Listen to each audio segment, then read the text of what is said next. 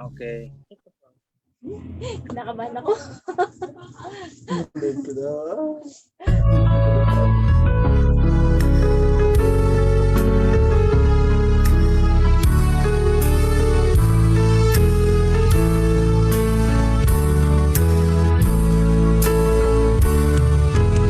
Dahil sa salita, lahat ng bagay ay nalikha. Salita ng karunungan ng Diyos na lumikha. Salitang nag-uugnay sa landas ng kabanalan. Nagliliwanag ka sa dilim ng sanlibutan. Salita mo'y ilawan sa aking mga paa. Liwanag sa aking landas, sa aking paglalakbay. Tinatahak nito buhay na walang hanggan. Sa piling ni Jesus kailanman. Nais mong maligtas sa makasalanan mundong ito. Dapat mapag-aralan salita ni Jesucristo. Salitang nag-uugnay sa landas ng kabanalan. Tinatahak nito buhay na walang hanggan.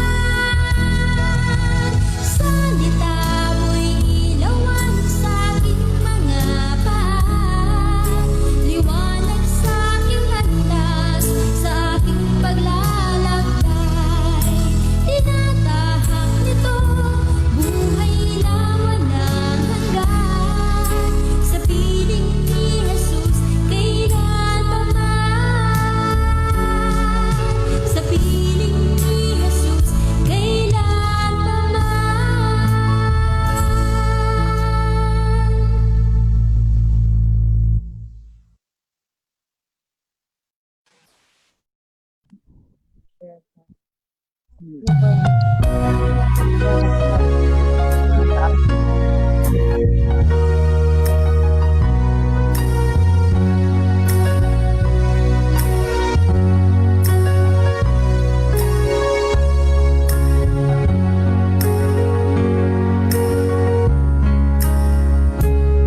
Sa ating paglalakbay sa mundong madilim, siya ang umakay sa ating mga landasin.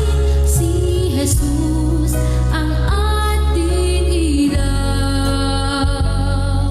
Siya ang tanging kagalaw. Si Jesus ang ating ilaw. Siya ang tanging kagalaw.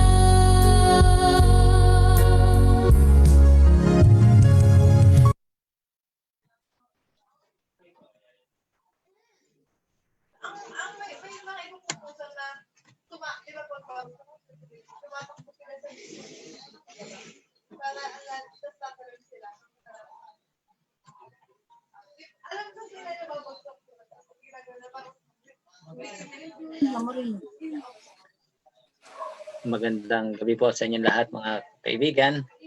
Kasama po natin ngayon sa atin pong programa si Brother Roger at Sister Eileen na siyang kabahagi po natin sa ating programa sa 6 na gabi ng ating spiritual journey to a more abundant and generous life. Ibigay po natin kay Brother Roger ang pagkakataon. Magandang gabi po, Pastor. Magandang gabi. Okay, magandang gabi po at happy Sabbath sa ating mga nanonood ngayon na mga kapatiran via Zoom or sa Facebook page.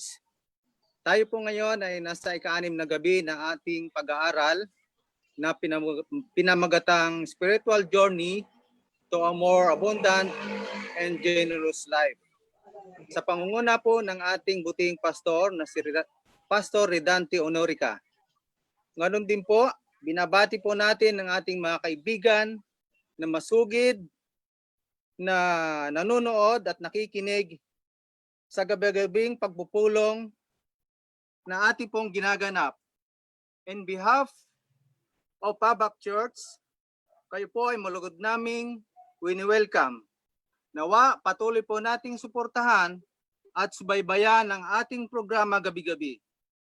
Bago po natin mapapakinggan ang mensahe na magmumula po sa ating butihing pastor, tayo po muna ay manalangin na pangunahan po tayo ngayon ng isa nating kapatid na Sister Eileen Villalobos Ong.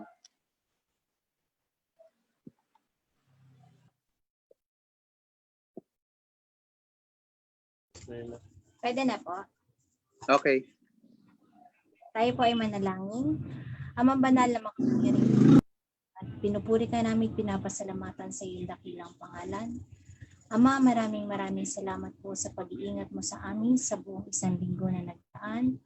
Salamat po sa buhay at kalakasan. Salamat po sa paggabay mo sa aming pamumuhay, lalo tigit sa aming paghahanap buhay. Salamat po sapagkat kahit po napakalala po ng pandemic na patuloy pong nararanasan ng buong mundo, ay patuloy po kaming nananatiling ligtas. Maraming salamat po, Panginoon, sapagkat napakabuti niyo po sa amin, sapagkat nandito po kami ngayon na patuloy po naglilingkod at nagpupuri sa iyo, Panginoon Ama.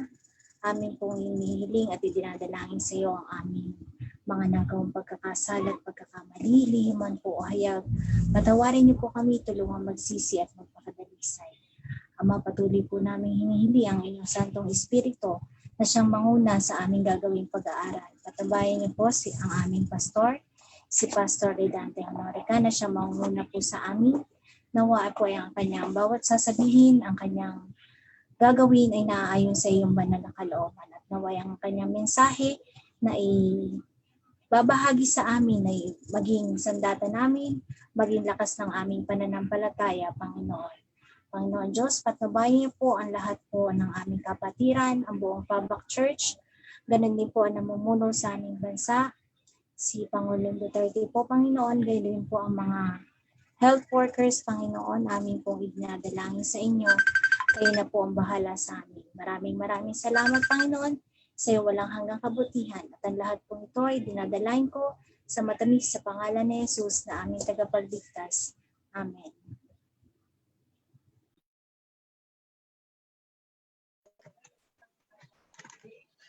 Maraming pong salamat, Brother Roger at Sister Eileen, sa isang napakagandang pagkataon na kayo makasama ko sa ating pong programa, Spiritual Journey to a More Abundant and Generous Life. At bago po tayo mag-aral ng ating paksa sa gabing ito, tayo po ay makinig ng isang tanging bilang na ibabahagi sa atin ang isang mahalagang awit ni Sister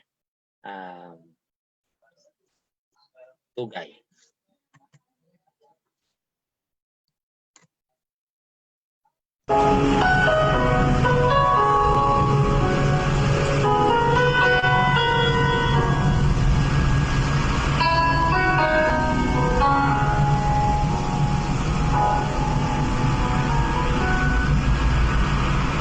We pray for blessings, we pray for peace, confer for family, protection while we sleep.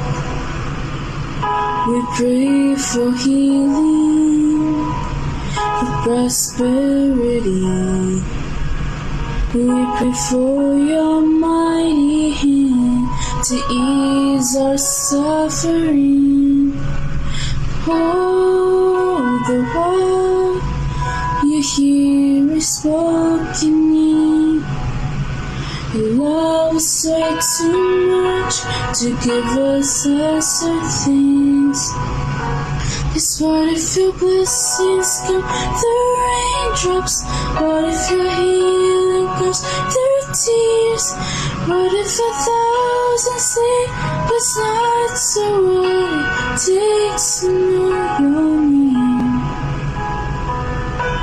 What if trials of this life are your mercies in disguise?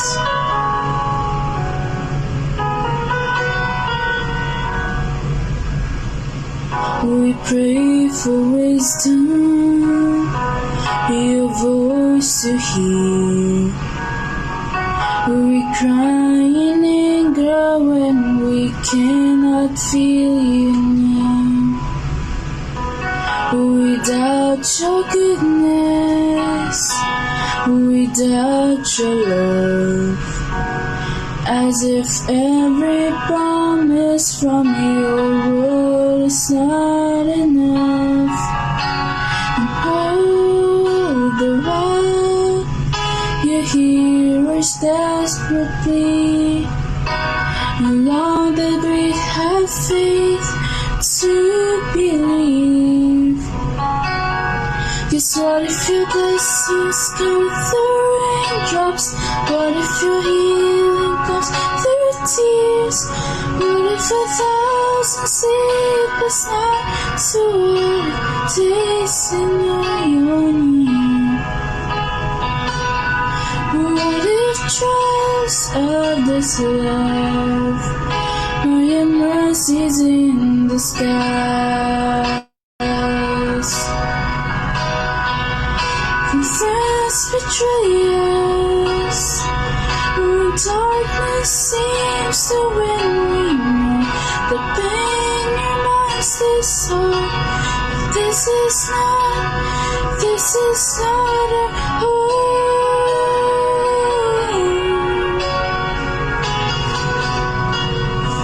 It's not our home.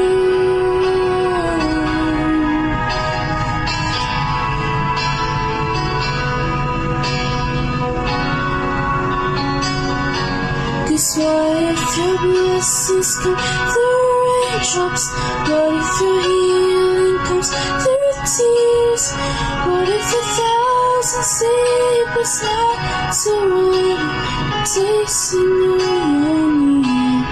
What if my greatest disappointments or the aching of this life is the revealing of a greater thirst this world can't satisfy?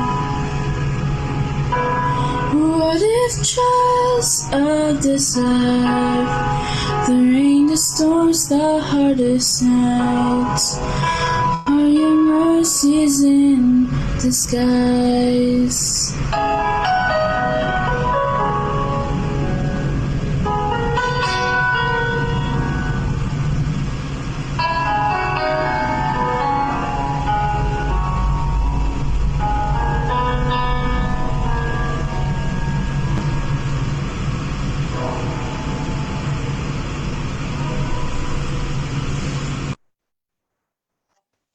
Salamat sa napakagandang diwa ng awit na ibinahagi sa atin sa gabing ito. Ako po'y nagpapasalamat sa Diyos sa pagkakataong ito na tayo ay patuloy na nagkakasama sa ika-6 na gabi ng atin pong pag-aaral. At ang dalangin ko, ang gabay ng Panginoon ay patuloy na sumama sa atin pong pagpapatuloy ngayon. Wini-welcome ko po ang lahat sa sandaling ito, saan man kayo naroon sa atin pong pag-aaral na ito, at naniniwala akong ang Diyos ay napakabuti na samahan tayo sa pagpapatuloy ng ating paglalakbay sa spiritual journey natin to a more abundant and generous life. At isang pagpapala ng Diyos ang ipinagkaloob sa atin na tayong lahat, mga kaibigan at mga kapatid, ay magkakasama-sama ngayong gabing ito sa ating paglalakbay na gagawin. Kaya wini-welcome ko po. Marami po sa gabi-gabi sa ating mga kaibigan ay nanonood galing sa ibang mga lugar. Galing po sa distrito ng Muntinlupa, galing sa ibang probinsya na nakakapanood ng atin pong live streaming na ginagawang ito. At may mga kaibigan tayo na alam kong pinapasahan niyo po ng atin pong pag-aaral na ito. Welcome ko po kayo kung kayo man ay nanonood ngayon. Ang pagkakataong ito ay ipinagkaloob ng Diyos upang tayo magkasama-sama. So sa pagkakataon pong ito, ako'y nagagalak na handa na tayong magpatuloy mula sa inspirasyon ng awit na ibinigay sa atin. Blessings in disguise, ang maraming bagay na ibinibigay ng Panginoon kahit ang pandemic na ito na dumaan sa ating buhay. Kaya samahan niyo ako na atin pong pag-aralan ang napakagandang paksa na atin pong bubuksan sa sandaling ito. Tayo po ay nasa ika-6 na gabi ng ating journey na ito. At alam kong gumaganda ng gumaganda bawat gabi ang atin pong pag-aaral. At ako'y nagpapasalamat sa Diyos sapagkat ito ay nagdudulot sa atin ng patuloy na gabay sa atin pong pag-aaral na ginagawa gabi-gabi. Ako rin po ay natututo sa maraming paksang ito at naniniwala akong kailangan natin ito ngayon, lalong-lalo na kung makikita natin ang ating goal.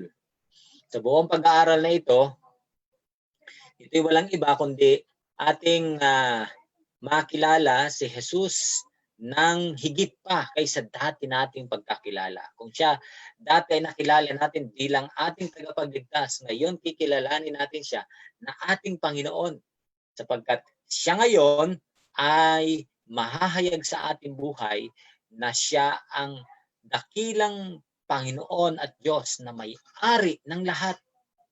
Kung siyang may-ari, tayo mga tao ay kanyang ginawang katiwala sa sanlibutan ito. Kaya nga kagaya ng awit ni David sa Psalm 119:33-35, ang sabi sa atin, ituro mo sa akin, O Panginoon, ang daan ng iyong batas at ito'y aking iingatan hanggang sa wakas. Bigyan mo ako ng pangunawa upang aking maingatan ang kautusan mo at akin itong susundin ng buong puso ko. Akayin mo ako sa landas ng mga utos at sapagkat aking kinaluluguran ito. So, sa gabing ito, pinagpala po tayo ng Panginoon ng kanyang paikisama sa sandaling ito. At ako po ay lubos na nagagalak sa mayamang kabutihan ng Diyos na ipinagkaloob sa atin sa sandaling ito. Kaya't magpatuloy po tayo. Tayo po ngayon ay nasa ika-6 na gabi. At ang paksa natin pong pag-aaralan ay napakasimple. Kung kagabi, nakita natin na napakahalagang ang mga kaloob na dapat ipinagkaloob sa atin ay hindi natin dapat ipagmalaki o ipagmayabang, lalong-lalo na kung ito ay sumasagana. Ngayon naman ay napakagandang maunawaan natin ang sabi sa atin, kahit ang may hirap ay dapat magbigay sa Diyos mula sa mga bagay na mayroon sila. Sasamahan niyo ako sa sandaling ito sa atin pong pag-aaral. Kahit ang mga hirap, even the poor are to give to God from what they have. Isang patotoo ang sinabi ng Panginoon mula sa kanyang bayan, sa Israel, bago sila makapasok sa lupang pangako. Ang sabi, kagabi naalala natin, pinaalalahanan sila ng Panginoon. Baka makalimutan niyo ako kapag kayo ay sumagana na. Baka makalimutan niyo ako kapag kayo ay nagkaroon ng tirahan, kayo ay nakapanirahan na doon, sumagana na kayo, dumami ang inyong mga ani, nagkaroon kayo ng ginto at pila kung mga kayamanan. Baka makalimutan niyo ako.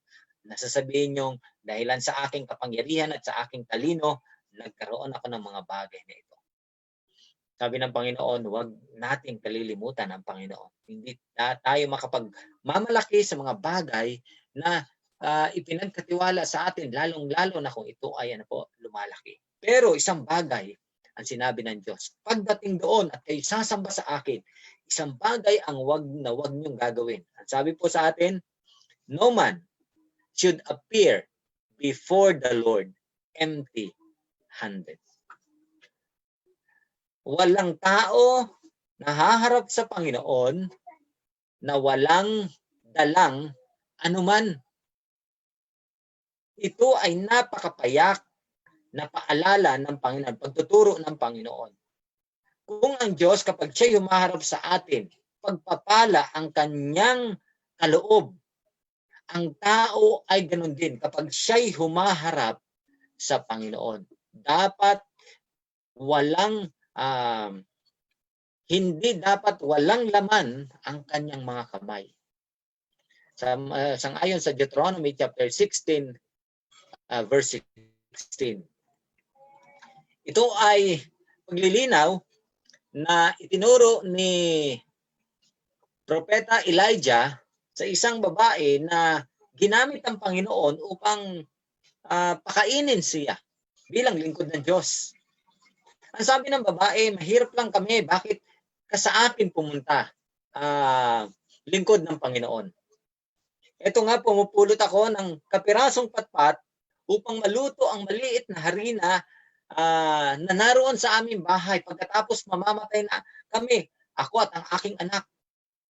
Pero ang sabi ng Diyos sa pamamagitan ni Elijah sa babaeng ito, umuwi ka, pagluto mo ako ng tinapay, ng cake, hot cake.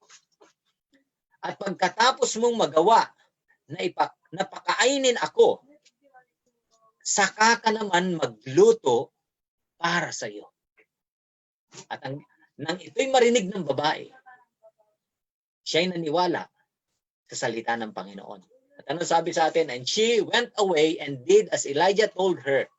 At ano pa nangyari? There was food every day for Elijah and the woman, for Elijah and for the woman and her family. Gaano kalaki?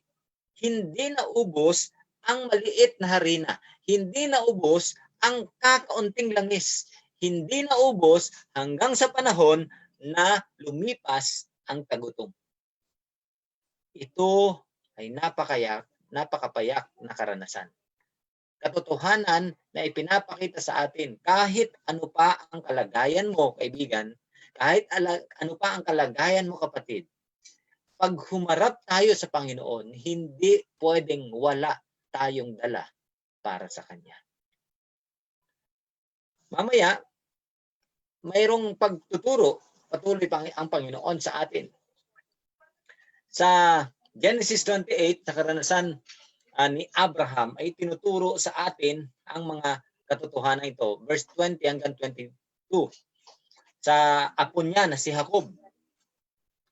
Sapagkat si Jacob ay umalis sa kanyang mga magulang dahilan sa galit ng kanyang kapatid. Unang dahilan. At ikalawa ay upang siya'y makapag-asawa doon sa sambahayan ng kapatid ng kanyang ina.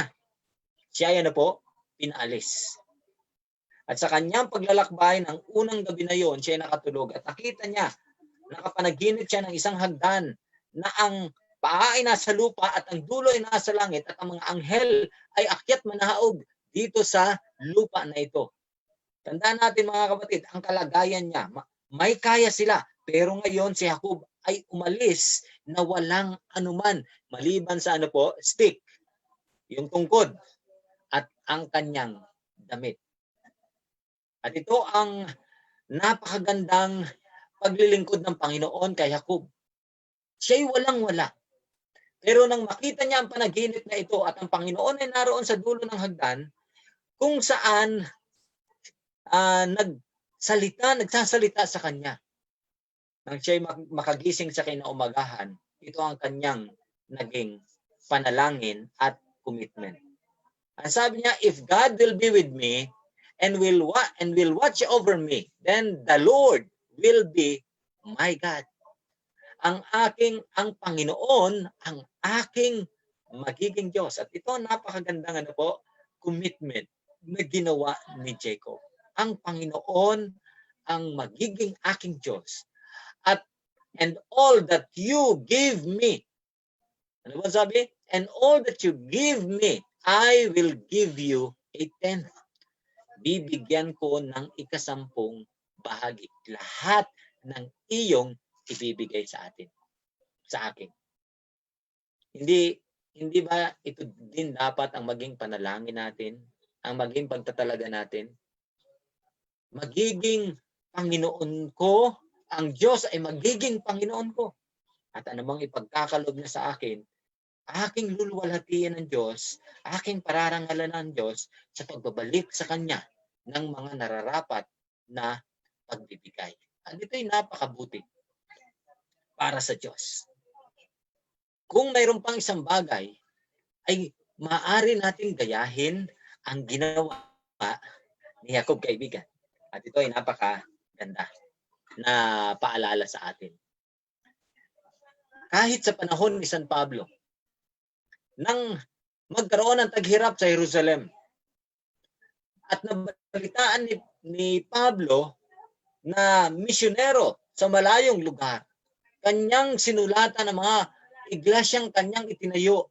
At ang sabi niya, tulungan natin ang mga kapatid na mga Kristiyanong Hudyo na nasa Jerusalem sapagkat mayroong tagum, o kasalatan na nararanasan sa kanilang lugar. Kaya't ang mga Kristiyanong ito ay tumugon. Pero mayroong isang pulutong o isang iglesia na mahirap lang sila. Karamihan sa kanila ay mga pangkaraniwan at mahihirap na tao. Ito yung mga taga-Macedonia. Ngunit nang mabasa nila ang sulat ni San Pablo, sila ay tuwang-tuwa na ang kanilang mga kapatid na mga Hudyo, kung saan ang galing ang Ebanghelyo, ay matulungan nila sa pagkakataong ito. Kaya nga, sila ay gumawa ng paraan. May kaligayahan sa kanilang puso. Kahit sila ay mahihirap, gumawa sila ng paraan para makatulong, makapagbigay. At ito ang patutuon ni San Pablo sa kanyang sulat sa mga taga-Korinto. Sa Korinto, sa kabilang banda, ay mayayaman. Marami sa kanila ay mayayaman. At ang sabi ni San Pablo, tingnan ninyo ang mga taga-Macedonia. Though the Macedonian Christians have been going through much troubles and hard times. At maaaring ito yung karanasan natin, mga kapatid. Trouble and hard times. Pero ano po sabi ni Pablo? They have mixed their wonderful joy with their deep poverty. At hindi lamang kahirapan, kundi matinding kahirapan. Nasa gitna sila ng mga kaguluhan at kahirapan. Pero ang pagtulong ay naroon sa kanila na nag-uumapaw sa kanilang puso ang kaligayahan na makapag-ambag din sila, makapagbigay din sila sa mga kapatid nilang ito na nahihirapan. At ano pong resulta? The result has been an overflow of giving to others. Sa totoo lang mga kapatid, sa mga itinulong ni Pablo, ang taga-Macedonia ang malaki. Isipin niyo po, sa gitna ng kanilang kahirapan, nakapagbigay sila ng malaki upang maitulong doon sa mga kapatid na nasa gitna ng kasalatan. Ang sabi pa sa atin, they gave not only what they could afford. Hindi lamang sila nagbigay, at ito ang prinsipyong itinuturo sa atin. They gave not only what they could afford. Siyempre, kung ako'y mahirap, at ito lang ang aking kakayahan, yun lang ang aking ibibigay. Pero anong ginawa po? Ang patutuo sa atin, but far more, higit pa. Kung sila'y may hirap na at ito lang ang kanilang kakayahan, ang kanilang pagbibigay ay hinigitan nila. Ano pat, si Pablo ay bibigay ng patutuo. I can testify that they did it because they wanted to. Gusto nilang makatulong. Nandun yung willingness sa kanilang puso. Nandun yung kaligayahan. Si Pablo man ay nakikita niyang yung pagbibigay ng mga taga-Macedonia ay higit pa doon sa kanilang kakayahan. Kaya nga ang sabi ng mga taga-Macedonia, hinikayat nila si Pablo na kunin pa yung kanilang pera. So they could share in the joy of helping the Christians in Macedonia. Pinilit pa si Pablo. Alam niya, ang kahirapan ng mga kapatid na ito. At alam niya na may limitasyon ang kakayahan nila. Pero nang makita ni Pablo ang kasaganaan ng kanilang puso na sila'y makapagbigay sa gitna ng kanilang kahirapan, pinilit pa ng mga kapatid na ito na taga Macedonia si Pablo na tanggapin yung kanilang pera upang ito naman ay makatulong doon sa mga kapatid sa Jerusalem. Mga kapatid, isang napakalaking karanasan ang ibinigay sa atin ng mga taga Macedonia. Kahit ang mahihirap ay nararapat magbigay sa Panginoon sang-ayon sa kakayahan nila.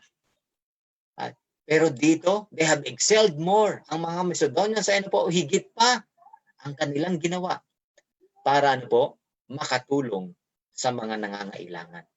Kaya nga, para sa atin, hindi dahilan ang kahirapan. Hindi minsan dahilan ang kawalan. Sabi nga sa ating mga Pilipino, kapag gusto, may paraan. Pero kung ayaw, merong dahilan. Kahit paanong pilit mo, magkakaroon at magkakaroon ng kadahilanan. Pero sa isang taong bukal sa kanyang buhay, bukal sa kanyang puso na magtumulong at magbigay anuman ang karanasan, siya'y makakatagpo ng kaparaanan upang makatulong, makapagbigay sa bagay na ito. Kaya makikita natin ang ipinakita ng mga taga Macedonia. Pansinin po natin. In Heavenly Places, sa sinulat ni Ellen G. White, in Heavenly Places, page 304, ganito ang sinabi sa atin. It is not the greatness of the gift that makes the offering acceptable. Ano po kaibigan? Ano po kapatid? Hindi ang laki ng kaloob ang siyang nagiging dahilan upang ang ating mga handog ay maging katanggap-tanggap sa Diyos. Hindi po. Ano ang dahilan upang maging acceptable ang offering natin sa Panginoon? It is the purpose of the heart. It is the spirit of gratitude and love. Spirit of gratitude and love. Well, alam po ninyo, may kasabihan din na sinasabi sa atin, we can give without loving, but we cannot love without giving. At ito'y napakalaki ng kaibahan. Ang dalawang uri ng pagbibigay na ito. Pagbibigay na mayroong layunin sa puso, pagbibigay na mayroong pasasalamat at pag-ibig. Napakalaking kaibahan sa buhay ng ng isang Kristiyano. Let not the poor feel that their gifts are so small as to be unworthy of notice. Si Jesus nga, nakikita niyo po, nakita niya yung mahirap na balo na yun na nagbigay ng 2 kusing. Samantalang napakarami ding nakita ni Jesus na mga mayayaman na nagbigay ng napakalaking halaga. Kaya ang sabi sa atin, kahit gaano pa kaliit, hindi ang halaga ang tinitingnan ng Panginoon. Ang tinitingnan ng Panginoon ay ang puso, ang layunin ng puso, ang motibo ng puso na nagbibigay. Ito ang napapansin ng Panginoon. Let them give according to their ability, feeling that they are servants of God. Ito pa yun, isa pang layunin, isa pang dahilan. Ako'y lingkod ng Diyos. Ako'y katiwala ng Diyos. At bilang katiwala at alagad ng Diyos, ako ay magbibigay sapagkat nararapat para sa akin na magbigay. And that He will accept their offering. Kaya gaano pa ang kalagayan natin, mahirap man tayo, mas mahirap man tayo, o pinakamahirap man tayo, na mga lingkod ng Diyos, tandaan natin, walang mahirap na hindi maaaring makapagbigay. Lalong-lalo na kung tayo'y haharap sa Panginoon. lalong-lalo na sa ating mga pagsamba. Kailangang makita natin ang sinasabi sa Deuteronomy 16:16 na kung haharap tayo sa Panginoon, huwag tayong haharap na walang laman ang ating mga kamay. Dalawang quotation ang gusto kong ibahagi sa inyo. Ang sabi dito, if a pauper gives to God, kapag ang isang mahirap ay magbigay sa Diyos, he'll feel like a prince. Mararamdaman niya na siya'y isang prinsipe. But if a prince doesn't give to God, he'll feel like a pauper. Kung ang isang prinsipe ay hindi makipagbigay sa Diyos, ang pakiramdam niya ay isang mahirap. Tandaan po natin ito. Napakalaki ng ating kinatatayuan sa harap ng Diyos kapag tayo ay may katapatan at may kagalakan, may pasasalamat at pag-ibig na nagbibigay ng ating mga kaloob sa Diyos. Si Anne Frank ay sumulat ng ganitong quotation. Ang sabi niya, no one has ever become poor from giving. Walang sino man ang naging mahirap dahilan sa pagbibigay. Mga kaibigan, sa gabing ito, nais kong atin pong alalahanin ang napakagandang leksyon na atin pong natutunan. Kahit ang mahirap ay dapat magbigay ayon sa kanyang kakayahan sa kanyang Panginoon. At kung ang mahirap ay merong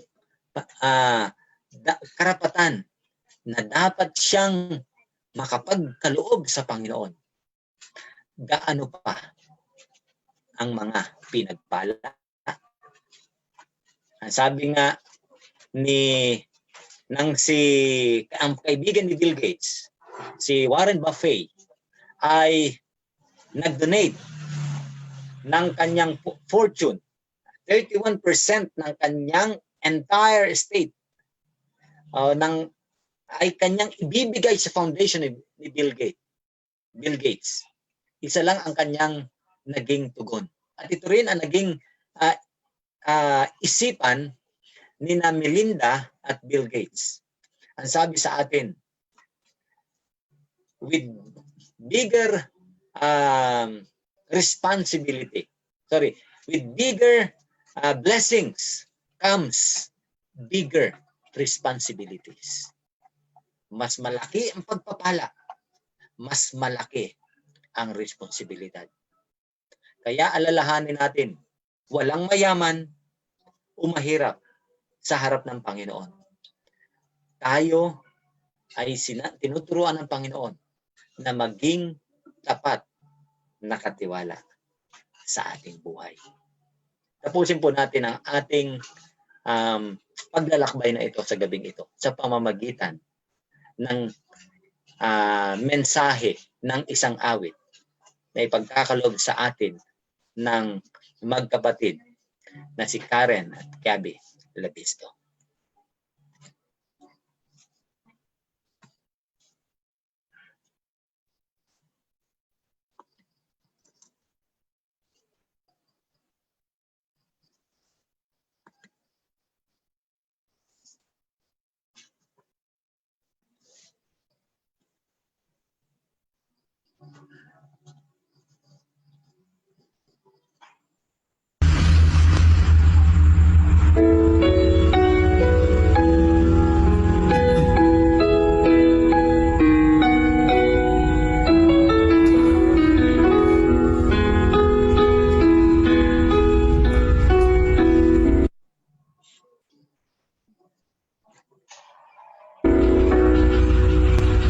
Time just drifts away, and as I look back on the years, memories of happiness and bitter tears.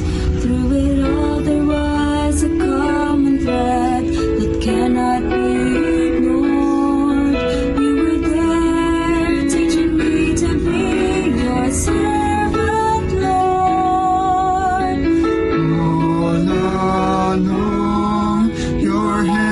has been guiding me, shaping my life to be a beautiful song. All along, you've led me through things that you knew would make me strong. Your love has been there all along.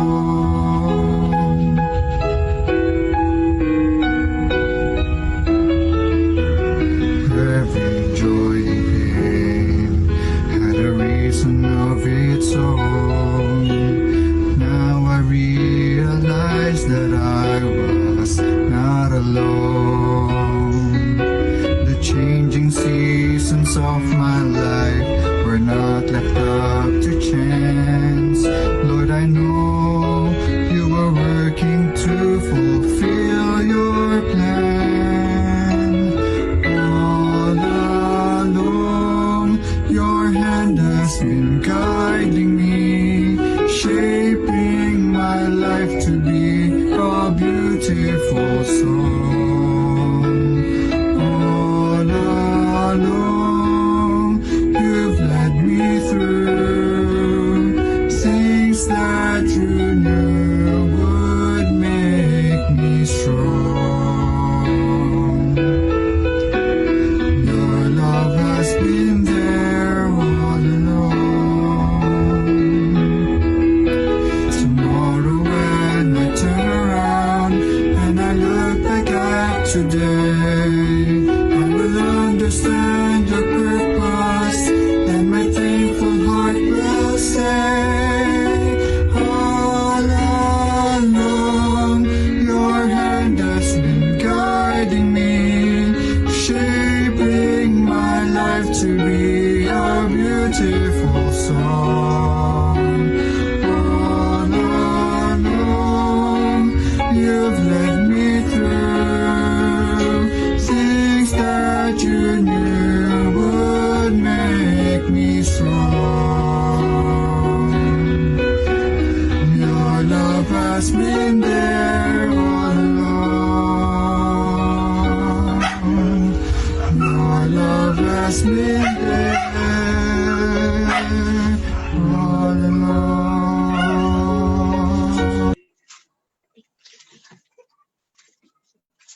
Salamat sa napakagandang diwa ng awit ay binahagi sa atin, tanging sa pamamagitan lamang ni Jesus. At ang pagkakakilala sa Kanya, na una siya ay ating tagapagligtas, at ikalawa, siya ay ating Panginoon, ang siyang magdadala sa atin sa pagtatalagang kagaya nito. Tayo po yumuko sa panalangin. Dakilang Diyos, marami pong salamat sa gabing ito na pinagkalooban niyo kami ng pagkakataong mag-aral ng iyong mga salita. Tunay Panginoon, ang pagkaunawa na ito ay magdadala sa amin na kami ay magiging higit na matibay sa aming pagkakilala kay Jesus na aming Panginoon ngayon ng aming buhay.